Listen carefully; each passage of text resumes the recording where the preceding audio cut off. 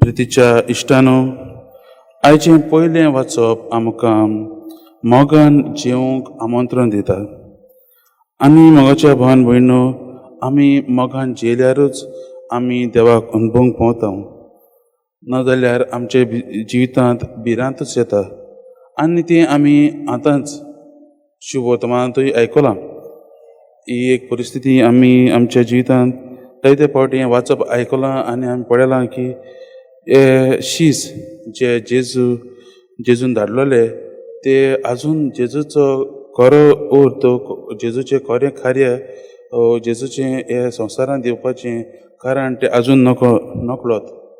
जेजू बरोबर ते आसात, पूण तरी आसतना ते जेजूक खरो मसाया म्हूण मानून घेवंक तयार नात.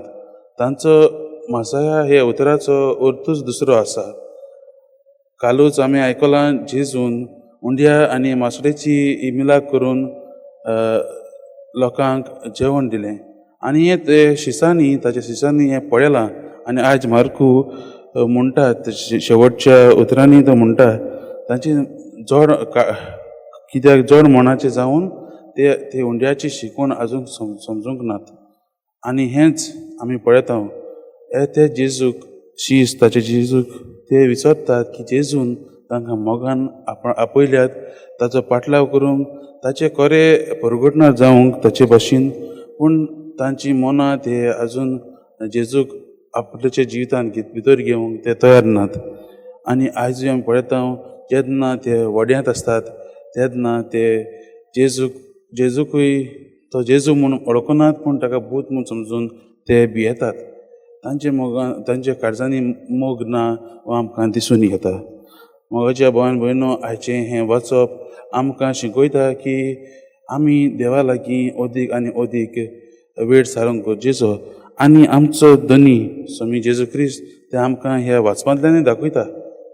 जेन्ना ताणें ताच्या शिसांक पाठयले, मार्कू म्हणटा, जेजू दोंगरार मागण्यांत वेळ सारूंक गेलो. आनी आयज आमकांय तो तेंच करूंक आपयता.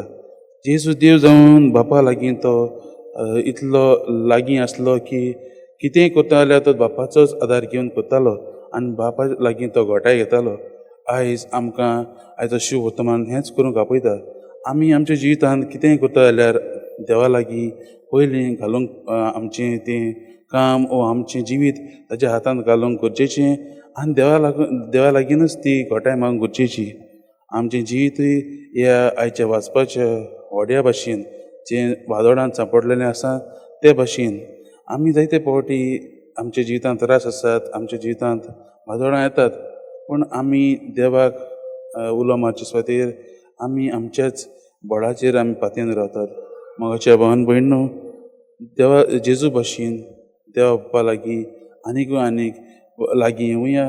आमचो आनी देवाचो संबंद आमी आनीकूच घट करुया. देवाचो मोग आमच्या जिवितांत अनुभवुया. हीच जावन दी आमची आयच्या दिसाची कृपा आमी देवा लागीं मागूंक. तर मोगाच्या भावान भयणो, आमी देवा लागीं आमचो मोग देवाचेर आनी देवाचो मोग आमच्या जिवितांत अनुभवूंक हीच कृपा ह्या मिसाच्या बलिदानान मागुया.